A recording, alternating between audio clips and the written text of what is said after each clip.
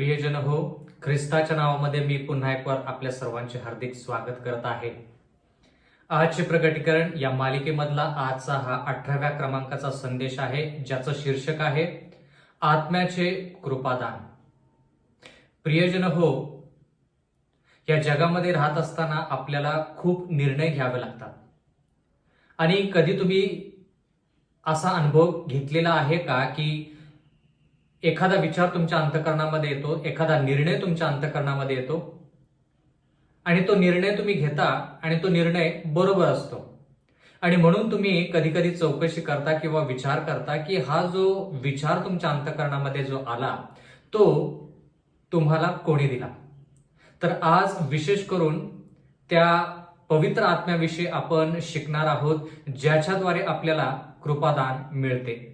तर प्रियजन हो, आजच्या ह्या संदेशामध्ये आपण सर्वांनी सहभाग घेऊया आणि ह्या वचनाद्वारे आपल्या आयुष्यामध्ये संजीवनी घडून आणूया.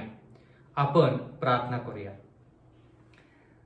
सर्वसमर्थ जिवंत परमेश्वर देवा, आमच्या सर्वांचे उत्पन्नकर्त्या प्रभू, आज या समयी तू आम्हा सर्वांना तुझं वचन ऐकण्याकरिता एकत्रित केलंस म्हणून उपकार मानतो. प्रेमळ पित्या, तुझं वचन आम्ही शिकत आहोत. तुझ्या वचनांवरती अध्ययन करत असताना तू आम्हाला मार्गदर्शन कर आणि विशेष करून पवित्र आत्म्याचं जे कृपादान आहे त्याच्याविषयी आम्ही शिकत असताना आम्हाला तू प्रोत्साहित कर आणि परमेश्वरा आणखी सखोल अभ्यास करून आम्ही ह्या विषयावरती प्रभुत्व मिळवावं आणि त्याद्वारे आमच्या आयुष्यामध्ये आम्हाला आशीर्वाद मिळावा आणि तोच आशीर्वाद आम्ही इतरांपर्यंत विभागून घ्यावा म्हणून तो आम्हाला सायन मदत कर. इथून पुढची वेळ, हे वचन आणि ही जी संधी आम्हाला तू दिलेली आहेस ती सर्व आम्ही तुझ्या हाती सोपवून देऊन नम्र विनंती येशूच्या नावात मागतो म्हणून तो ऐक. आमेन. प्रियजन हो, जर आपण उत्पत्ती याचा पहिला अध्याय आणि 26 वचन वाचलं तर त्या ठिकाणी देवाचं वचन म्हणतं, मग देव बोलला, आपल्या प्रतिरूपाचा व आपल्याशी सदृश्य असा मनुष्य आपण करू. आता ह्या ठिकाणी उत्पत्ती याच्या पहिल्या अध्यायामध्ये बंधू आणि भगिनींनो आपण असं पाहत आहोत की मानवाची निर्मिती ज्यावेळेस झाली त्यावेळेस ह्या ठिकाणी आपल्या प्रतिरूपाचा असा शब्द वापरण्यात आलेला आहे आणि आपल्याशी सदृश्य असा मनुष्य आपण करू. म्हणजे ह्या ठिकाणी ज्यावेळेस मानवाची निर्मिती झाली त्यावेळेस देव जो पिता, देव जो पुत्र आणि देव जो पवित्र आत्मा हे तिघेही होते. आणि म्हणून उत्पत्तीपासून म्हणजे माणसाच्या निर्मितीपासून माणसाच्या सार्वकालिक जीवनापर्यंत हे तिघे कधीही एकत्र असतात. आणि विशेष करून आज आपण पवित्र आत्म्याविषयी बोलणार आहोत. जो पवित्र आत्मा आपल्या निर्मितीच्या वेळेस होता तोच पवित्र आत्मा आपल्याला दैनंदिन जीवनामध्ये सहाय्य करतो आणि सार्वकालिक जीवन कसं देतो हे देखील आज आपण देवाच्या वचनातून पाहणार आहोत. पहिले योहान याचा 4 अध्याय आणि 13 वचन, देवाचं वचन म्हणतं, आपण त्याच्यामध्ये व तो आपल्यामध्ये राहतो हे आपण ह्यावरून ओळखतो की त्याने स्वतःच्या आत्म्यातून आपल्याला दिले आहे. ह्या ठिकाणी आपण येशू ख्रिस्तामध्ये, येशू ख्रिस्त आपल्यामध्ये कसा राहतो याच्याविषयी लिहिलेलं आहे. येशू ख्रिस्त आपल्यामध्ये किंवा आपल्या संगती कसा राहतो. येशू ख्रिस्त 100% देव आहे, 100% मानव आहे. मग येशू ख्रिस्त आज जर आपण पाहिलं तर देवाच्या वचनानुसार तो स्वर्गरोहण झालेला आहे. तरी देखील येशू ख्रिस्त आपल्या संगती कसा राहतो, त्याच्या पवित्र आत्म्याद्वारे. पवित्र आत्म्याद्वारे येशू ख्रिस्त बंधू आणि भगिनींनो तो आपल्या सर्वांसंगती राहतो. बंधू आणि भगिनींनो, योहान याचा 14 अध्याय आणि 15 वचन, माझ्यावर तुमची प्रीती असली तर तुम्ही माझ्या आज्ञा पाळा. येशू ख्रिस्त ह्या ठिकाणी आपल्याला स्पष्ट सांगत आहे की जर आपण येशू ख्रिस्तावरती प्रेम करतो तर त्याच्या आज्ञा आपण पाळल्या पाहिजेत. ह्या आज्ञा संदर्भात म्हणजे थोडक्यात आपण आज्ञाधारक झालो तर त्या संदर्भात येशू ख्रिस्त आणखी काय सांगतो ते आपण पुढच्या वचनामध्ये पाहूया. योहान याचा 14 अध्याय 16 वचन, मी पित्याला विनंती करीन, मग तो तुम्हाला दुसरा कैवारी म्हणजे सत्याचा आत्मा देईल, अशासाठी की त्याने तुमच्या बरोबर सदा सर्वदा राहावे. म्हणजे येशू ख्रिस्त ह्यामध्ये आपल्याला अभिवचन देत आहे की जर आपण येशू ख्रिस्तावरती प्रीती केली, त्याच्या आज्ञेमध्ये राहिलो तर तो पित्याकडे विनंती करेल आणि तो ज्यावेळेस स्वर्गरोहण होईल, म्हणजे हे नवीन करारामधली गोष्ट आहे, ज्यावेळेस येशू ख्रिस्त स्वर्गरोहण होईल त्यावेळेस तो त्याचा कैवारी म्हणजे थोडक्यात दुसरा कैवारी पाठवेल. कैवारी कशासाठी? जेणेकरून आपल्याला येशू ख्रिस्त स्वर्गरोहण झालेला आहे त्याची उणीव भासू नये म्हणून दुसरा कैवारी. आणि तो दुसरा कैवारी कोण आहे तर त्याच्याविषयी जर आपण पाहायचं तर ह्या ठिकाणी देवाचं वचन म्हणतं, योहानेचा 14वा अध्याय आणि 17 वचन, जग त्याला ग्रहण करू शकत नाही कारण ते त्याला पाहत नाही अथवा त्याला ओळखत नाही. तुम्ही त्याला ओळखता कारण तो तुमच्याबरोबर राहतो व तो तुमच्यामध्ये वस्ती करेल.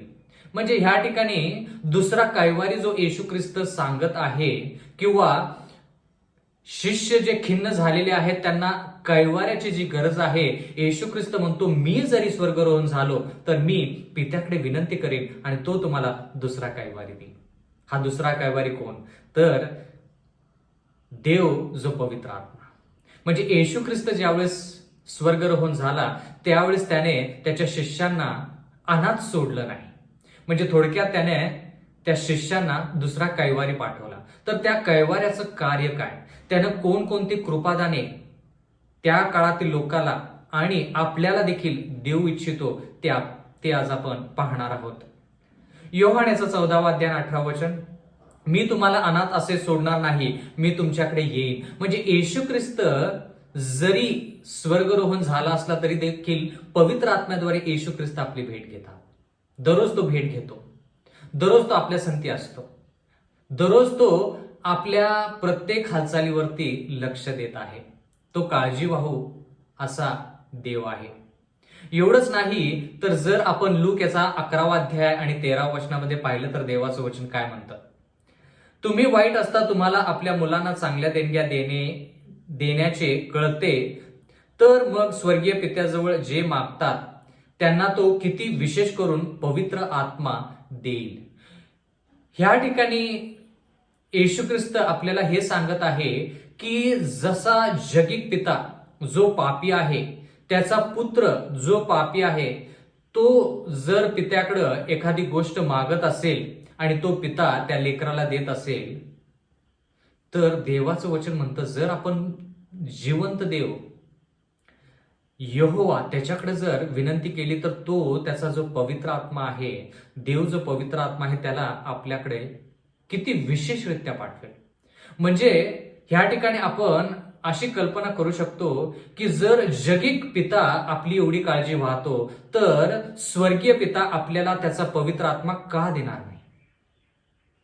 एवढंच नाही तर या ठिकाणी आपण असं पाहत आहोत, योहानेचा 16वा अध्याय आणि 8वं वचन, तो येऊन पापाविषयी, नीतिमत्वाविषयी व न्यायनिवाड्याविषयी जगाची खात्री करेल. म्हणजे पवित्र आत्मा ज्यावेळेस येशू ख्रिस्त स्वर्गरोहण होईल त्यावेळेस तो पवित्र आत्मा जो येईल तो लोकांना म्हणजे ह्या जगाला पापाविषयी सांगेल. म्हणजे पाप म्हणजे काय, म्हणजे देवाच्या आज्ञा मोडल्यानंतर पाप होतं, कशी आज्ञा मोडली जाते, कसं पाप होतं याच्याविषयी सांगेल.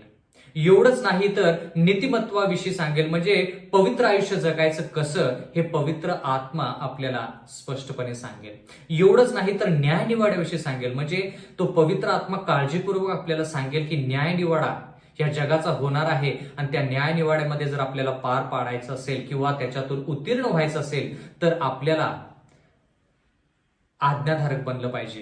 ही जी साक्ष आहे, ही जी सूचना आहे, ही जी विनंती आहे ती विनंती तो दुसरा कैवारी पवित्र आत्मा जो आहे तो आपल्याला देईल असं देवाचं वचन म्हणतं. आता प्रश्न हा आहे की येशू ख्रिस्त स्वर्गरोहण झाल्यानंतर पवित्र आत्माला का त्याच्या अगोदर देखील पवित्र आत्मा ह्या जगामध्ये होता. जसं बंधू आणि भगिनींनो उत्पत्ती याच्या पहिल्या अध्याय 26व्या वचनामध्ये आपण पाहिलं की निर्मितीच्या वेळेपासून पवित्र आत्मा मनुष्य संती आहे. म्हणजे थोडक्यात देव जो पिता, देव जो पुत्र, देव जो पवित्र आत्मा ते सदोदित मनुष्य संती आहेत. पण येशू ख्रिस्त ज्यावेळेस ह्या भूतलावरती होता त्यावेळेस येशू ख्रिस्ताला आपण पाहू शकलो, म्हणजे लोक पाहू शकले. तर येशू ख्रिस्त म्हणाला की मी तर स्वर्गरोहण होणार आहे, मग तुम्हाला त्याची उणीव भासू नये म्हणून मी दुसरा कैवारी पाठवणार आहे. तो तुम्हाला दिसणार नाही पण जितका मी तुमच्या जवळ आहे तितकाच तोही तुमच्या जवळ असेल. म्हणून त्यानं पवित्र आत्मा जास्त प्रमाणामध्ये ह्या जगामध्ये पाठवला.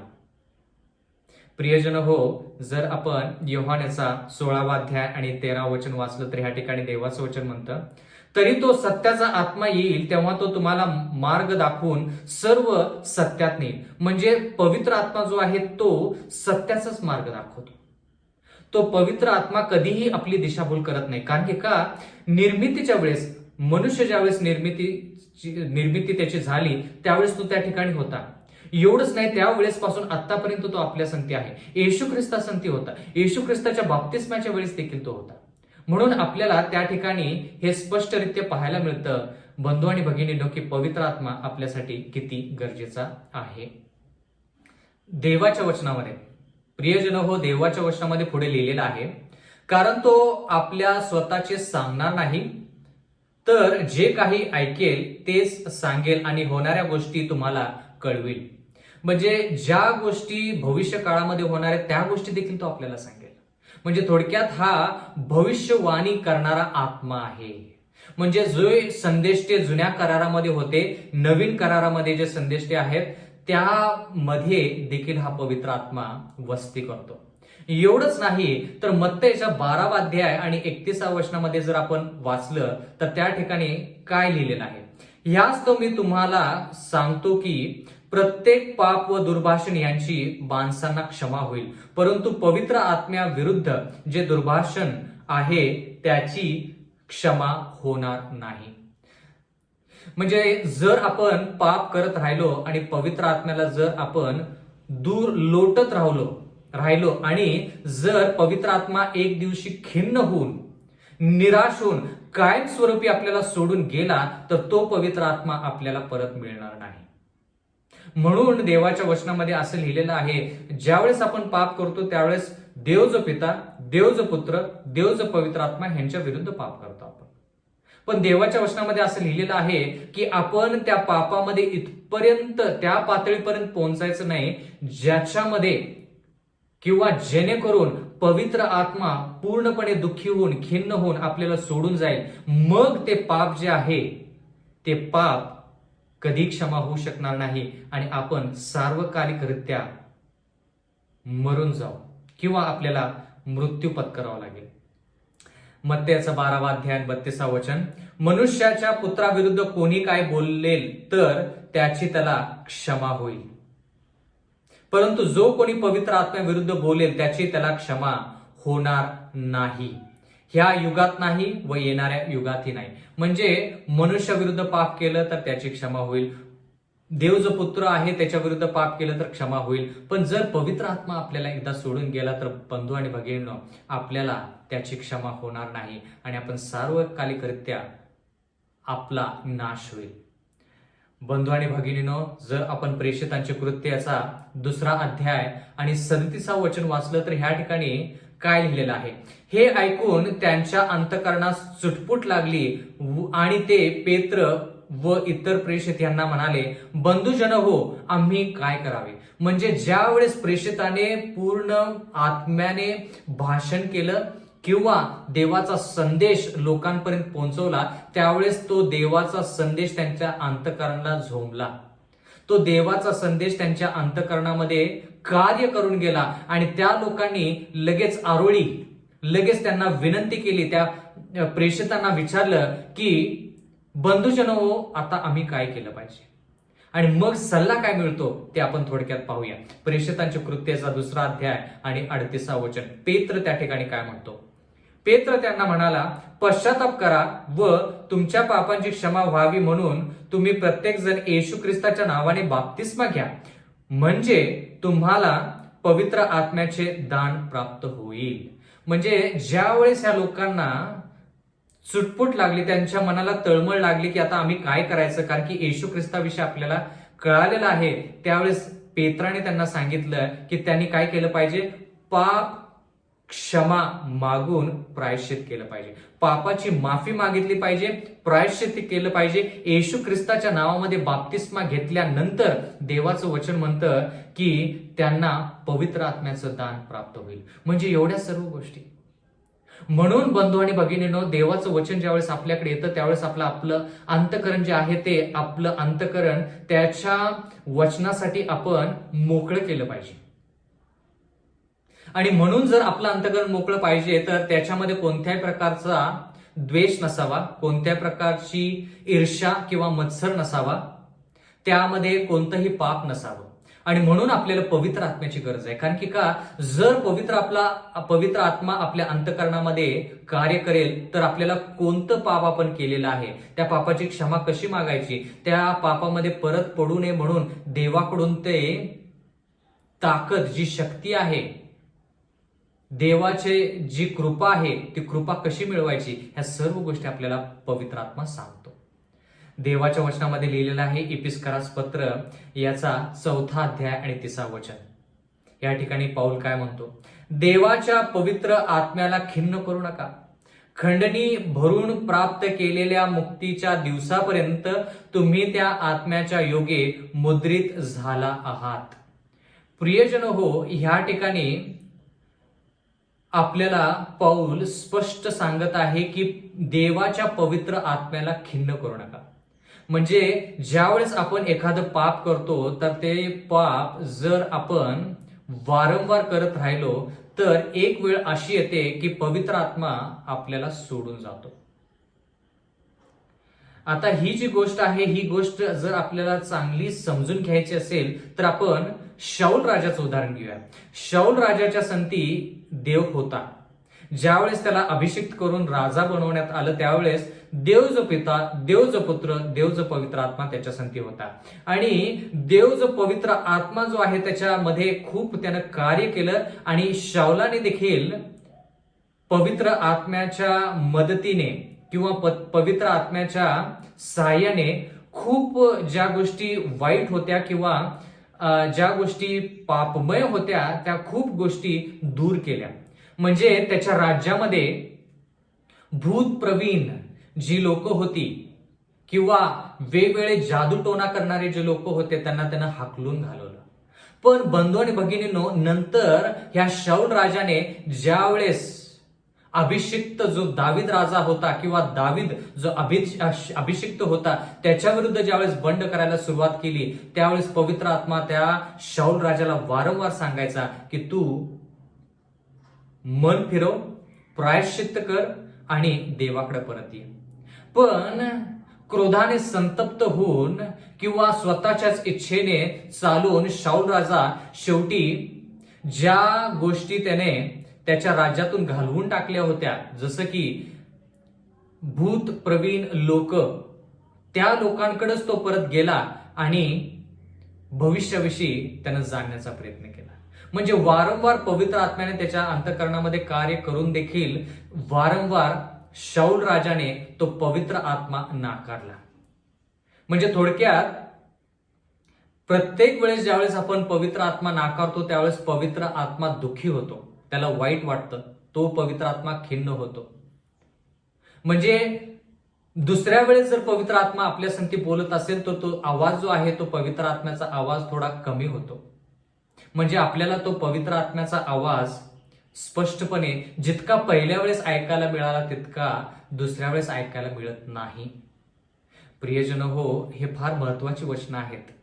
कारण की देवाचं वचन म्हणतं की पवित्र आत्म्याला आपण खिन्न करू नये. कारण की का, जो खिन्न होतो तो पवित्र आत्मा ज्यावेळेस आपल्या संगती नंतर बोलतो त्यावेळेस आपलं अंतःकरण त्याच्या त्या कोमल आवाजाला प्रतिसाद देऊ शकत नाही.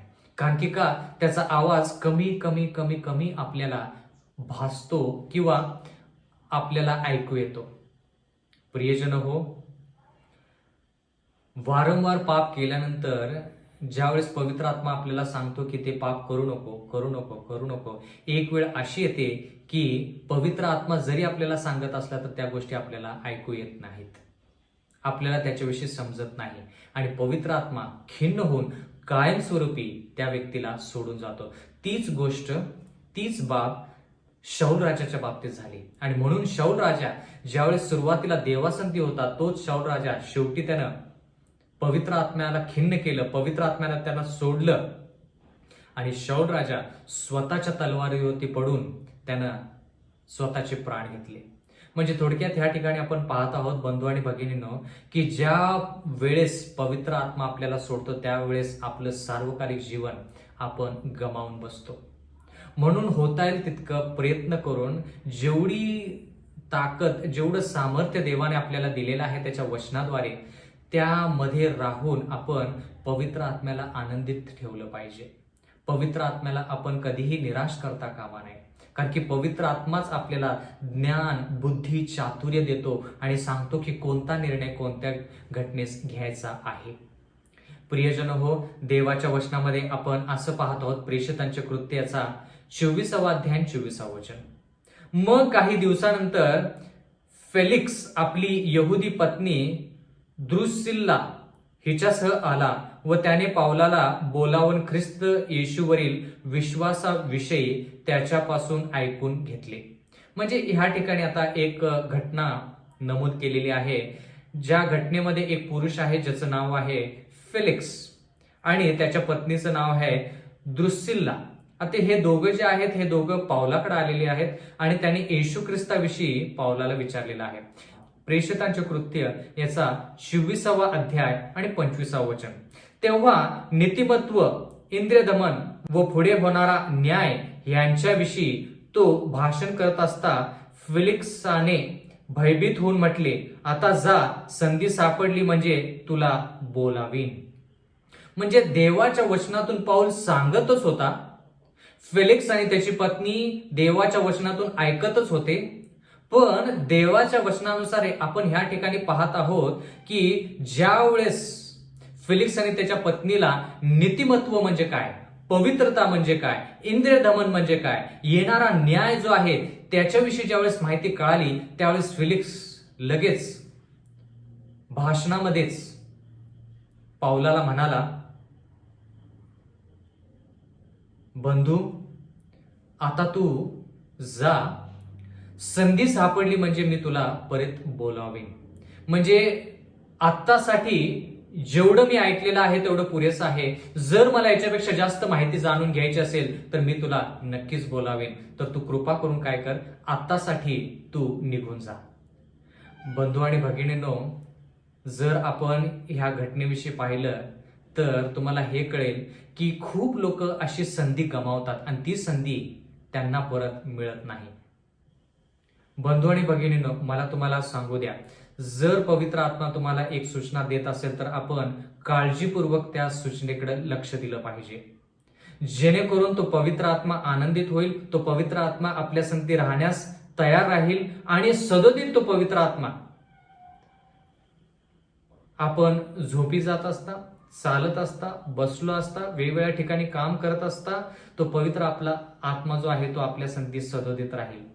बंधुजन हो, देवाच्या वचनामध्ये लिहिलेलं आहे 1 कोरिंथीकरास पत्राचा 12वा अध्याय आणि 9वं वचन. एखाद्याला त्याच आत्म्यात विश्वास, एखाद्याला त्याच एका आत्म्यात निरोगी करण्याची कृपा दाने. म्हणजे पवित्र आत्मा ज्यावेळेस आपल्याला प्राप्त होतो तर तो पवित्र आत्मा आपल्याला कृपादाने देतो. म्हणजे जेणेकरून आपण जी सेवा देवाची करत आहोत ती सेवा यशस्वी व्हावी, फलद्रूप व्हावं आणि आपण आणि आपल्या सोबतीचे जे लोक आहेत, आपल्या व्यतिरिक्त जे लोक आहेत त्यांना देखील आशीर्वाद मिळावा. म्हणून बंधू आणि भगिनींनो, माझी कळकळीची आग्रहाची विनंती आहे की आपण ह्या वचनांवरती मनन करूया आणि पवित्र आत्मा जो आहे तो पवित्र आत्मा आत्मसात करून कोणत्याही प्रकारचं पाप त्याच्या विरुद्ध न करता त्याला आपण जीवन सोबती बनवूया, जेणेकरून तोच पवित्र आत्मा आपल्याला सत्याच्या मार्गावरती घेऊन चालेल, तोच पवित्र आत्मा आपल्याला पवित्रीकरणामध्ये मदत करेल आणि तोच पवित्र आत्मा, देव जो पवित्र आत्मा आहे तोच आपल्याला सार्वकालिक जीवनामध्ये शिक्कामोर्तब करेल, जेणेकरून आपण सार्वकालिक जीवन प्राप्त करून सदैव त्या स्वर्गीय राज्यात जावं.